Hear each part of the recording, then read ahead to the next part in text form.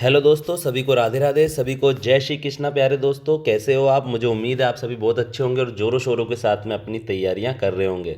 दोस्तों, आज हम पढ़ेंगे 12th class biology evolution chapter का बहुत ही important topic, evidences of evolution. दोस्तों, मैंने आपको थ्योरी के बारे में बता दिया कि पहले डायनासोर थे, पहले ऐसे थे, पहले ऐसे एनिमल थे, ऐसे प्लांट थे। तो ये तो थ्योरी है दोस्तों, ठीक है। मैंने इवोल्यूशन में आपको समझाया कि पहले सिंगल सेल ऑर्गेनिज्म आए, फिर आज के कॉम्प्लेक्स ऑर्गेनिज्म बने उनसे धीरे धीरे धीरे धीरे। लेकिन ये तो थ्योरिटिकल बातें हैं दोस्तों, क्या सबूत है इवोल्यूशन का दोस्तों? तो आज हम देखेंगे इवोल्यूशन के सबूत, ठीक है दोस्तों। एविडेंस ऑफ इवोल्यूशन के बारे में देखेंगे आज हम। तो दोस्तों, यहाँ पर आप देखिए, जो पहला जो एविडेंस है ना इवोल्यूशन का, वो क्या है दोस्तों? वो है पैलियोंटोलॉजिकल एविडेंस। क्या है दोस्तों? Palaeontological evidence. ये पैलियोंटोलॉजी क्या होती है बेटा? Study of fossil. Study of fossil, fossil की स्टडी को ही हम पैलियोंटोलॉजी कहते हैं दोस्तों, ठीक है दोस्तों। तो यहाँ पर आप देखिए, the study of fossil is called पैलियोंटोलॉजी।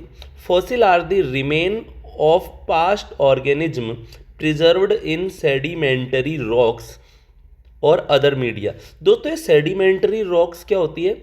देखो, दो तरह की चट्टानें होती है। एक चट्टानें तो वो होती है जो मैग्मा से बनती है। वो मैग्मा वाली चट्टानें तो एक दो दिन में बन जाती है, 2-5 घंटे में बन जाती है। कि जैसे कहीं पे ज्वालामुखी फटा, वोल्केनो फटा, तुरंत मैग्मा बाहर आया और जम गया कुछ घंटे बाद। तो आप देख सकते हैं। इसी तरह से बेटा आप देख सकते हैं जो सेडिमेंट्री रॉक है, ये तो लाखों करोड़ों सालों में बनती है। धीरे धीरे मिट्टी की परतें, मिट्टी की जो सोइल की जो लेयर है, वो धीरे धीरे धीरे धीरे करोड़ों सालों में जमती जाती है और जो चट्टानें बन जाती है उसको सेडिमेंट्री रॉक कहते हैं।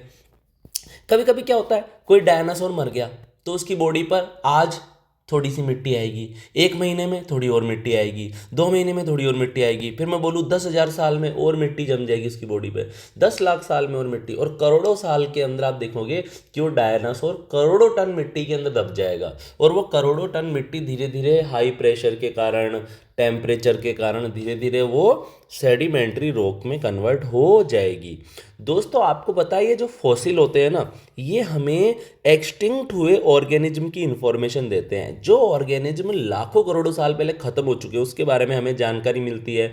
हम जो पास्ट के जो ऑर्गेनिज्म है और जो प्रेजेंट के जो ऑर्गेनिज्म है, तो पास्ट के ऑर्गेनिज्म की फॉसिल को लेकर प्रेजेंट के ऑर्गेनिज्म से हम कंपैरिजन और डिफरेंसेस के बारे में हम पता लगा सकते हैं दोस्तों, ठीक है दोस्तों। जो दूसरा जो एविडेंस है ना, वो है दोस्तों एम्ब्रियोलॉजिकल एविडेंस। क्या है दोस्तों? Embryological evidence. दोस्तों, principle of embryonic development were given by von Baer. आपसे बोला जाएगा एम्ब्रियोनिक डेवलपमेंट का प्रिंसिपल किसने दिया था? वॉन बियर ने दिया था। लेकिन जो सबसे इंपॉर्टेंट बात है ना दोस्तों, सबसे ज़्यादा इंपॉर्टेंट, वो ये सेकंड वाली लाइन है, अर्नेस्ट हैकल वाली। आपसे बोला जाएगा अर्नेस्ट हैकल ने कौन सी थ्योरी दी थी या कौन सा लॉ दिया था? तो दोस्तों, इसने बायोजेनेटिक लॉ दिया था। कौन सा लॉ दिया था? इसने बायोजेनेटिक लॉ दिया था दोस्तों। बायोजेनेटिक लॉ को हम रिकैपिटुलेशन थ्योरी के नाम से भी जानते हैं दोस्तों। अर्नेस्ट हैकल के इस बायोजेनेटिक लॉ या रिकैपिटुलेशन थ्योरी के अंदर क्या बताया गया है? According to Ernest Haeckel law was based on the observation of certain feature during embryonic stage common to all vertebrates that are absent in adult। इस अर्नेस्ट हैकल ने क्या बताया कि कुछ ऐसे कैरेक्टर्स होते हैं जो ऑल वर्टिब्रेट्स में मिलते हैं। सभी वर्टिब्रेट्स जानते हो ना, जिनमें वर्टिबल कॉलम, रीढ़ की हड्डी पाई जाती है, उनको वर्टिब्रेट्स कहते हैं। तो वर्टिब्रेट्स में रीढ़ की हड्डी किस किस में मिल रही है? मछलियों के अंदर, फिश के अंदर मिल रही है, एम्फीबियंस यानी कि मेंढक वगैरह में मिल रही है, रेप्टाइल्स यानी कि सांप वगैरह में मिल रही है, बर्ड्स के अंदर मिल रही है, मैमल्स यानी कि हम इंसानों वगैरह के अंदर, सब में वर्टिबल कॉलम पाई जाती है। और आपको पता है दोस्तों, फिश से लेकर आप मैमल्स तक जब जाकर देखोगे ना सभी वर्टिब्रेट्स के अंदर, तो इन सभी वर्टिब्रेट्स के अंदर कुछ कॉमन फीचर्स पाए जाते हैं। और वो जो फीचर्स है, हो सकता है वो सभी के अडल्ट में मौजूद ना हो, लेकिन सबकी एम्ब्रियोनिक स्टेज के अंदर वो फीचर पाए जाते हैं दोस्तों। जैसे मैं आपको एक एग्जाम्पल देता हूँ, बहुत ही अच्छा एग्जाम्पल देता हूँ। जैसे कि आप देख सकते हैं, फॉर एग्जाम्पल के लिए, the embryo of all vertebrates including human developed arrow of vestigial gill slits. दोस्तों, आप मछली का एम्ब्रियो देख लेना और आप मेंढक का एम्ब्रियो देख लेना, सांप का एम्ब्रियो देख लेना, बर्ड का एम्ब्रियो देख लेना और मैमल का एम्ब्रियो देख लेना। मैमल में कुछ भी ले सकते हैं, गाय भैंस कुत्ता बिल्ली ह्यूमन, सभी के एम्ब्रियो के अंदर एम्ब्रियो नहीं मिल रहा है भाई। अब ऐसा तो है नहीं अमेजोन से मंगवा लेंगे एम्ब्रियो, तो अपन इमेज देख सकते हैं नेट के ऊपर। सभी के एम्ब्रियो के अंदर आपको नेक के ऊपर है ना छोटे छोटे छेद दिखाई देंगे दोस्तों, नेक के ऊपर एम्ब्रियोनिक स्टेज में होते हैं ये नेक। ठीक है दोस्तों, इसे हम गिल स्लिट्स कहते हैं।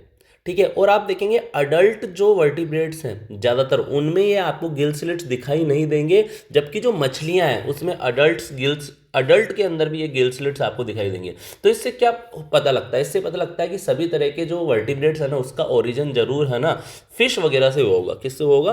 फिश वगैरह से। The embryo of all vertebrates, including humans, develop arrow of vestigial gill slits just behind the head, but it is functional organ only in fish, not found in any other adult vertebrates। तो इसका अपन क्या देख सकते हैं? तो इस biogenetic law को अपन कैसे डेफिनेशन में कैसे बता सकते हैं? तो it's mean organism show it's ancestral adult stages during its embryonic development. Organism show it's ancestral adult stages during its embryonic development. क्या बताया गया है कि ऑर्गेनिज्म अपने एम्ब्रियोनिक डेवलपमेंट के दौरान अपने पूर्वजों के कैरेक्टर्स को, अपने एक्सेस जो अपने एंसेस्टर होते हैं उनके कैरेक्टर को क्या करता है? शो करता है दोस्तों। तो आई होप दोस्तों जो मैंने आपको ये पढ़ाया है ये आपको समझ में आया होगा। अगर वीडियो आपको पसंद आ रहा है, क्लास आपको पसंद आ रही है, तो सब्सक्राइब कर देना और शेयर भी कर देना दोस्तों। मैं आपके लिए बहुत सारे वीडियो लेकर आऊँगा ऐसे जल्दी जल्दी।